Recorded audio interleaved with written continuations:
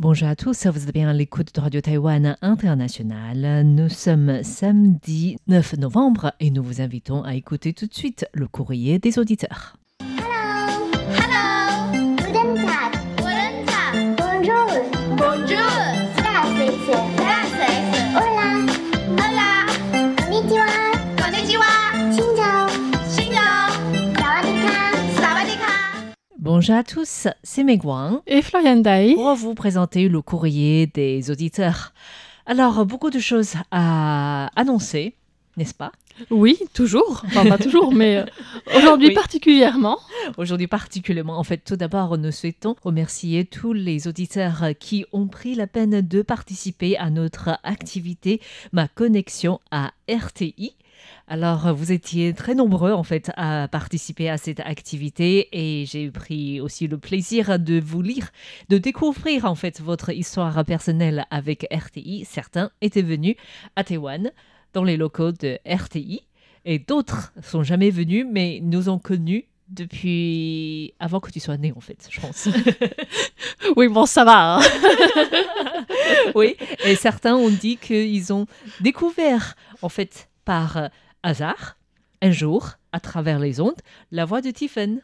Et c'est comme ça, ils ont commencé à écouter RTI. Donc ça, c'était vraiment beaucoup de hasard et beaucoup de passion, en fait, pour les ondes courtes et aussi pour RTI, qu'on puisse avoir toujours ces auditeurs qui nous écoutent continuellement. Et donc, merci d'avoir partagé tous vos souvenirs avec nous, toutes vos histoires aussi avec nous. Et toutes les participations de toutes les langues sont désormais réunies. Nous sommes en train de faire une sélection des participations parmi, je ne sais pas, des milliers de participations. Et j'espère qu'à l'avenir, nous aurons l'occasion de partager avec vous les sélections des autres langues. En fait, il faudrait passer par plusieurs traductions. Il faudrait traduire vers le chinois pour que je puisse comprendre et vous parler, vous présenter. Et je pense que chaque langue a des histoires très différentes par rapport à RTI. J'ai su récemment qu'il y a un auditeur japonais qui nous écoute toujours pour notre diffusion de Damshui, qui écoute également le service vietnamien et qui est capable de parler vietnamien et qui a rédigé un petit livre, un petit bouquin sur l'histoire de RTI en chinois. Waouh. Voilà, parce qu'à chaque fois, il nous envoie des courriers. C'est en chinois, en fait. Et du coup, c'est vraiment un auditeur qui est extrêmement fidèle. Et je pense que lui, il a aussi beaucoup d'histoires à raconter. Donc, j'espère que une fois que tous les tris seront faits, toutes les sélections, seront faites, on aura l'occasion de partager avec vous le choix de différentes langues. Oui, parce Voilà. que c'est vrai que c'était limité au niveau du nombre de mots. Donc, Oui. parfois, on a des récits plus longs et puis je ne sais pas s'ils pourraient être dans la sélection. Mais en tout cas, ça fait vraiment plaisir de les lire. Donc, Oui. merci d'avoir participé. Merci beaucoup. Et nous avons aussi les derniers autocollants. Ça fait plusieurs années, j'ai l'impression que RTI n'a pas réalisé d'autocollants. Et il y a 3 modèles différents cette année. Et nous vous invitons à nous envoyer un rapport d'écoute. Cette fois-ci, 1, ça suffit. Et pour les fanions, c'est 5, n'est-ce pas? Et Les fanions, c'était en octobre. Donc, normalement, Oui. c'est terminé. Oui. Et maintenant, voilà, pour le mois de novembre, ce sont les autocollants. Donc, on en avait parlé déjà la semaine dernière. Oui, on vous rappelle. Je le Et il rappelle. y en a 3 et on vous invite à nous dire lequel préférez-vous. Certains nous ont envoyé un message pour dire que vous n'avez pas retrouvé l'image de ces 3 autocollants sur notre site. En fait, c'est dans l'annonce de notre émission Le Courrier des auditeurs.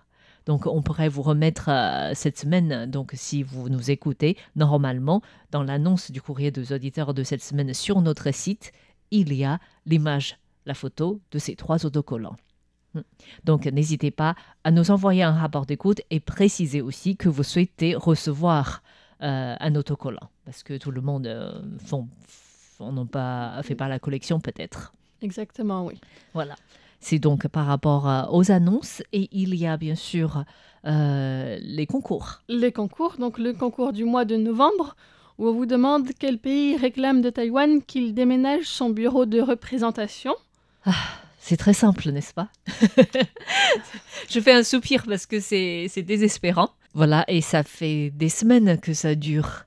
Et apparemment, la date limite, c'était le 31 octobre. Oui, c'était la fin du mois d'octobre et donc bon, pour l'instant, ils ont dit que les négociations sont toujours en cours. Oui. Le bureau n'est pas fermé du fait qu'on soit en novembre pour l'instant.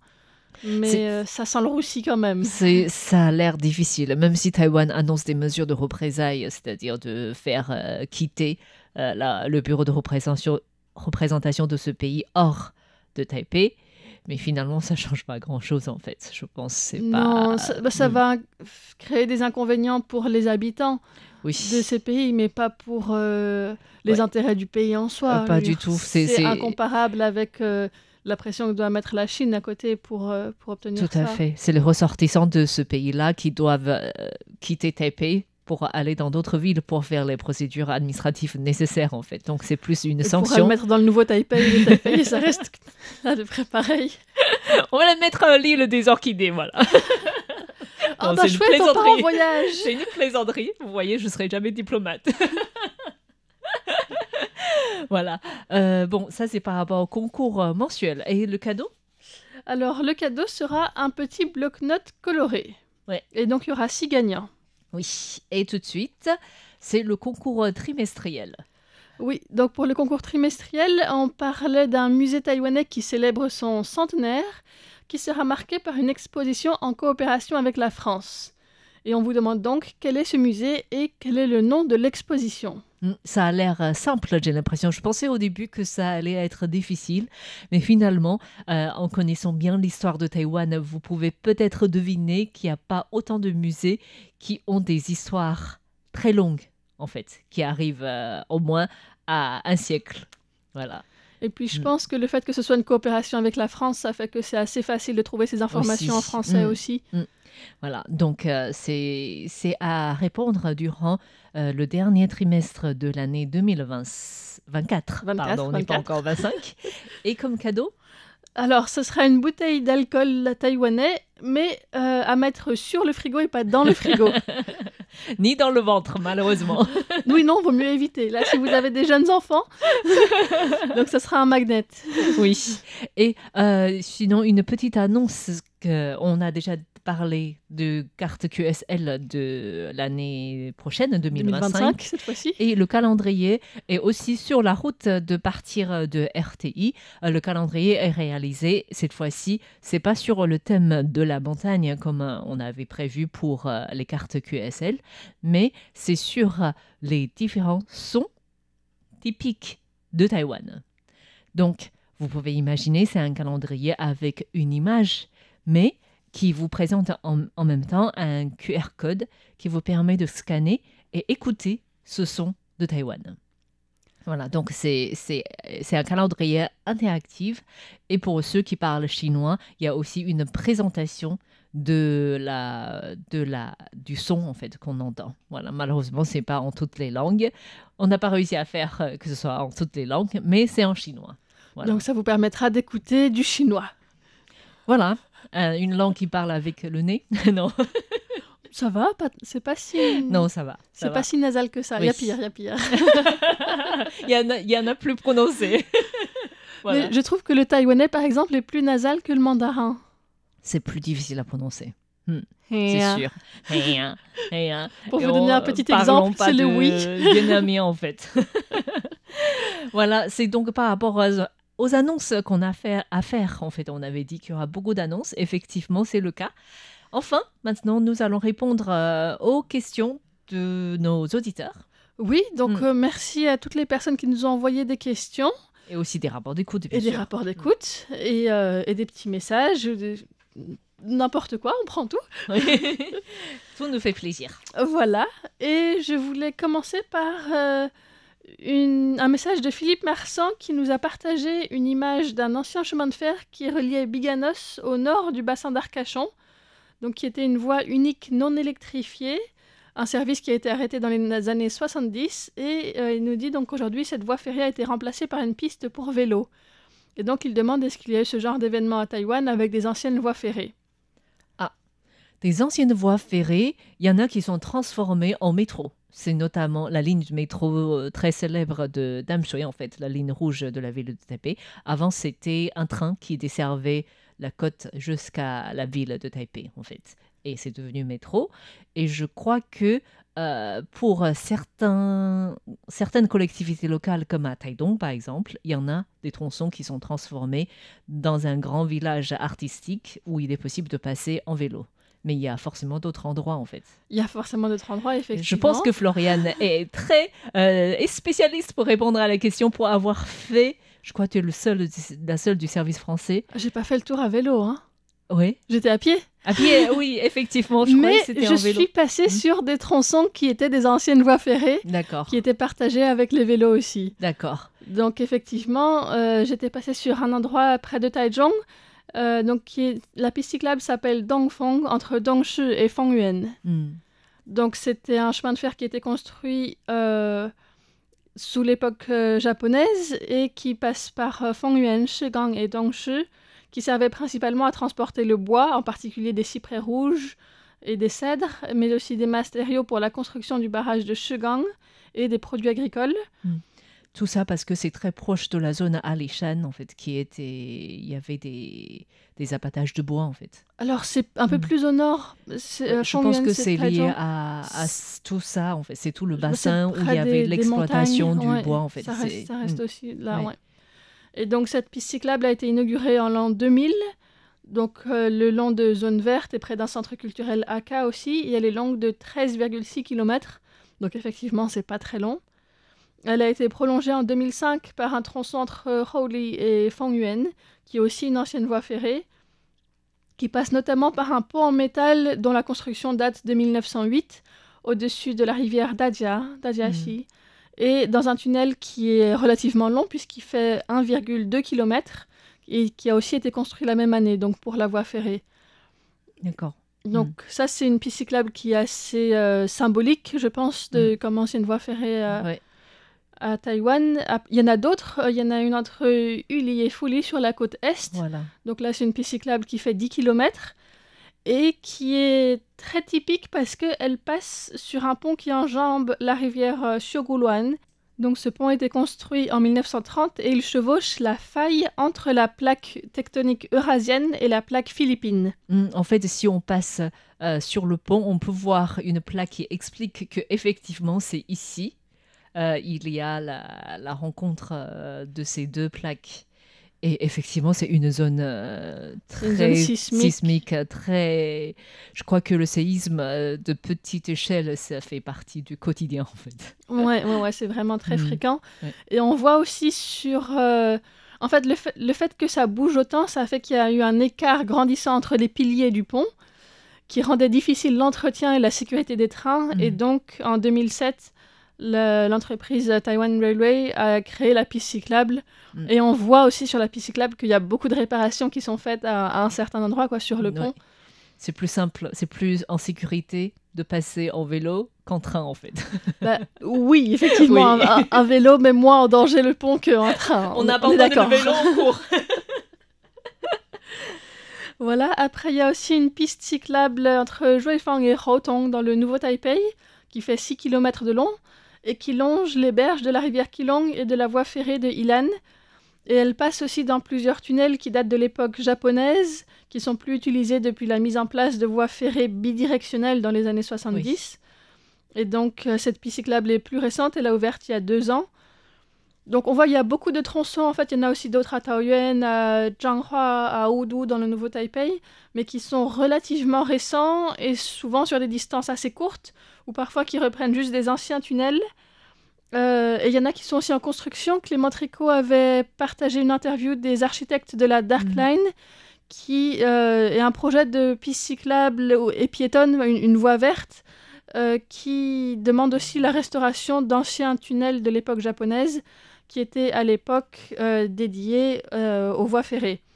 Donc c'est aussi un projet, on vous mettra les liens vers ces émissions. Ça doit être très beau en fait aussi. En général, j'ai l'impression que les anciennes voies ferrées, une fois transformées en pistes cyclables, c'est vraiment très joli en fait le paysage. C'est beaucoup de verdure en fait. C'est beaucoup de verdure et puis c'est très facile aussi parce que c'est tout droit puisque c'était une voie ferrée. Il n'y a pas beaucoup de dénivelé, donc c'est très agréable et très accessible. Ouais.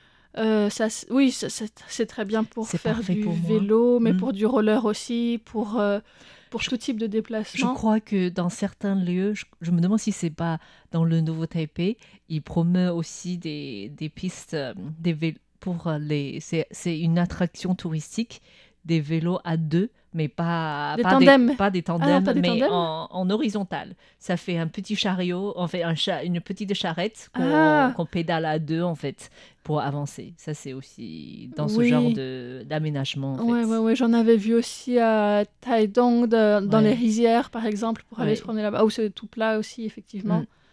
Mais c'est vrai que ce sont pas trop des longues voies ferrées, ou voies vertes, pardon, comme on peut connaître en France, qui font parfois plusieurs dizaines, voire plusieurs centaines de kilomètres. Oui, bien sûr.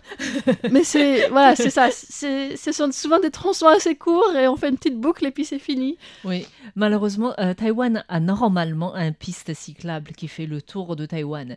Mais par endroit, c'est quand même très difficile C'est pour juste, les cyclistes. Une petite bande inscrite À sur la côté route, de- avec les oui. camions qui passent à côté. Ouais, donc, Ouais. par tronçon, c'est pas très agréable, j'avoue, en fait. Mais Ouais. on peut pas faire mieux, en fait, pour l'instant. Oui, On peut toujours faire mieux, mais on n'a pas le pour moyen. l'instant, on n'a pas. ça reste court quand même. Mais le vélo Oui. reste toujours très populaire à Taïwan. Ouais, de plus en plus, en fait. Ouais, Mm. effectivement. Voilà, donc merci beaucoup à Philippe Philippe Marsan. Marsan qui nous écoute en France. Et nous saluons maintenant Rob Denbourg qui nous écoute aux Pays-Bas. Il nous a écouté, il nous a capté sur la fréquence 6005 avec un symbole 4 partout. Merci de votre écoute. Et nous avons également un courrier de la part de Fabrizio Savini qui nous écoute en Italie, également sur la fréquence 6005 avec un symbole 3 et 4. Et il nous a envoyé des rapports d'écoute très détaillés. Merci de vos rapports d'écoute. Et nous répondons maintenant à une question de Jacques Augustin qui, en plus de son rapport d'écoute, nous a posé des questions pour réagir à l'une de mes émissions au début de la semaine. C'était Retour à la source qui est dédié au travail de la fondation Kuroshio qui a lancé le projet Oasis en mer dans le but de retrouver dans le Pacifique, dans l'est de Taïwan, donc des zones où les cétacés, donc les dauphins et les baleines, peuvent passer et peuvent se nourrir dans les lieux fréquentés, entre guillemets, des habitats de ces cétacés. Et du coup, Jacques Augustin souhaite savoir si les Taïwanais pêchent toujours les cétacés, la baleine, et si les dauphins sont menacés, tout comme les baleines, est-ce qu'on recense les baleines à Taïwan? En fait, c'était toute la question de difficulté du travail de la fondation Kuroshio dans le sens où Taïwan n'a pas encore beaucoup de données sur le nombre des cétacés, même si c'est protégé officiellement depuis 1990, lorsque le gouvernement a adopté la loi sur la protection des animaux sauvages. Donc, on n'a pas beaucoup d'informations et c'est pour ça que beaucoup de recherches sont faites en ce moment, que ce soit par les autorités publiques ou privées, dans le but de mieux connaître les habitudes, les activités des cétacés qui passent aux alentours de Taïwan, afin d'adopter des politiques plus précise en fait pour leur protection. Mais effectivement, les Taïwanais pêchaient, pas vraiment les baleines, mais les dauphins. En fait, comme vous savez, Taïwan a été colonisé par le Japon au début du XXe siècle. Et du coup, c'est à ce moment-là où Taïwan a développé cette culture de la pêche aux baleines avec des bateaux qui sont importés depuis le Japon. On n'avait ni la technique, ni le matériel pour le faire, ni les habitudes en fait de le faire. Et du coup, lorsque les Japonais étaient à Taïwan, ils se sont rendus compte qu'il était possible de capturer des baleines et des dauphins dans le sud de Taïwan, dans les eaux de Kending, ce qui fait que les Japonais ont établi même des entreprises de pêche des cétacés dans le sud de Taïwan. Et par la suite, avec le départ des Japonais, les Taïwanais ont continué ce business en fait pendant un certain temps. Malheureusement, on ne sait pas pourquoi. On pense que les dauphins sont très fortifiants pour le corps humain. Apparemment, c'est conseillé, comme la chair des dauphins, c'est très rouge avec beaucoup de fer. C'était conseillé pour les femmes qui viennent d'accoucher. Et aussi, on va savoir pourquoi, pour les hommes dans leurs activités sexuelles. Et ce qui fait que pendant un certain temps, les Taïwanais ont continué à pêcher les baleines et les dauphins, et jusqu'à ce que ce business perd de prospérité, en fait, et que le gouvernement interdit la pêche. Parce que ça a perdu parce que les gens n'étaient plus intéressés par ces viandes-là, ou parce que c'était aussi, il y avait un mouvement de la société. C'était tout d'abord le gouvernement qui a interdit. C'est passé d'abord par l'interdiction. Et les groupes de pêche contestaient cette décision parce qu'apparemment, à l'époque, il n'y avait pas beaucoup de données scientifiques pour justifier pourquoi il ne fallait pas pêcher ces baleines et des dauphins. Et du coup, ça a pris quand même progressivement. Du coup, ça fait que les Taïwanais ne pêchent pas, ne consomment pas de dauphins et de baleines pour leur viande. Effectivement, je me rappelle pas avoir vu où que ce soit des propositions pour ça. Par contre, ce qui est mangé parfois, il me semble, ce sont les ailerons de requin.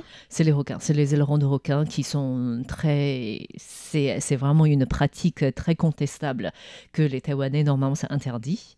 Normalement, c'est très réglementé que les Taïwanais continuent à faire. Parce que, vous savez, on a des bateaux en haute mer dans tous les océans du monde. Et ce qui fait que ça existe. On le retrouve toujours dans certains restaurants de manière légale ou illégale. Des fois, on ne sait même pas, en fait. Voilà, et ça existe. Mais pour les cétacés, c'est plus le cas.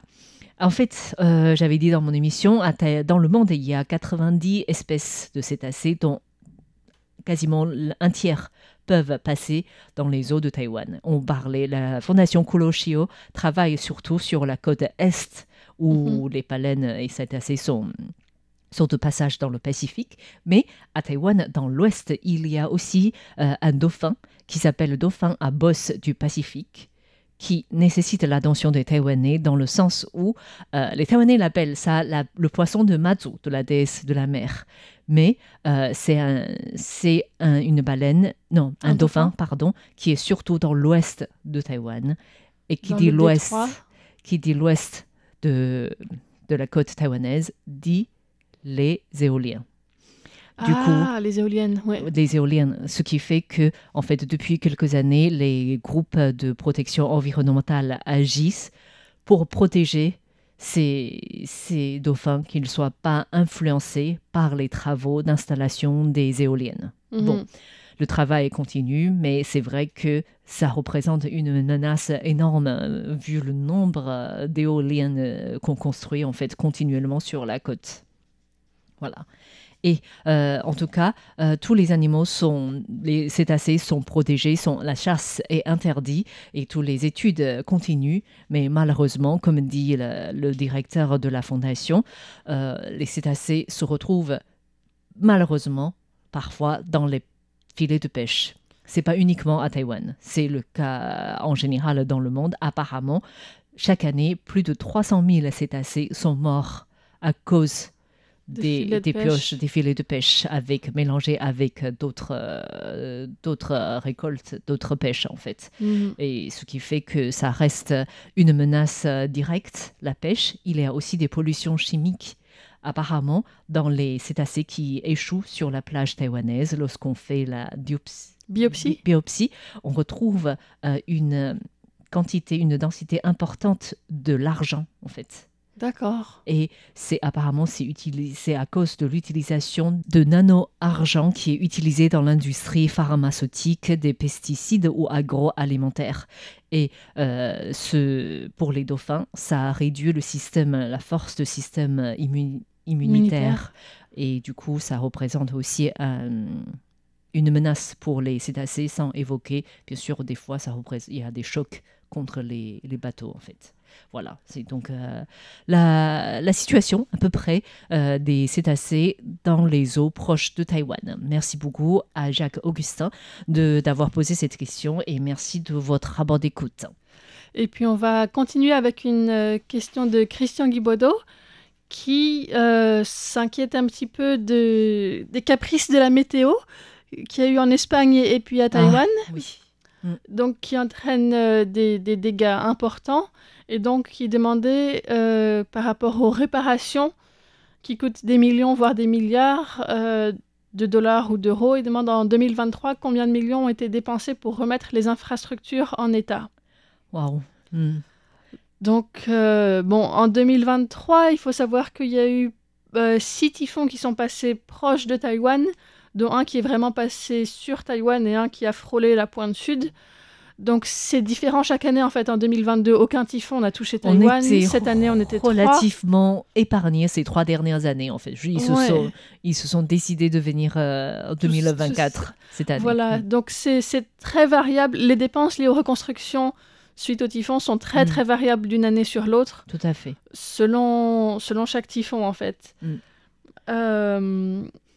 En 2023, il y a eu 251 incidents qui ont été notés suite au typhon en tout en montagne, 419 lieux inondés et 59 dommages côtiers. Donc ça donne un peu une idée de ce qui s'est passé globalement sur l'année. Donc c'était difficile par contre de trouver des estimations pour la reconstruction parce que c'est souvent fait typhon par typhon, mais pas sur toute l'année et ça prend parfois plusieurs mois avant que les budgets soient alloués et puis c'est fait par différentes collectivités aussi. Donc là, j'ai pas pu trouver pour l'année 2023 ensemble, mais en tout cas en 2024, ça sera beaucoup plus que 2023, c'est évident, vu les typhons et le tremblement de terre aussi. Les séismes aussi, oui.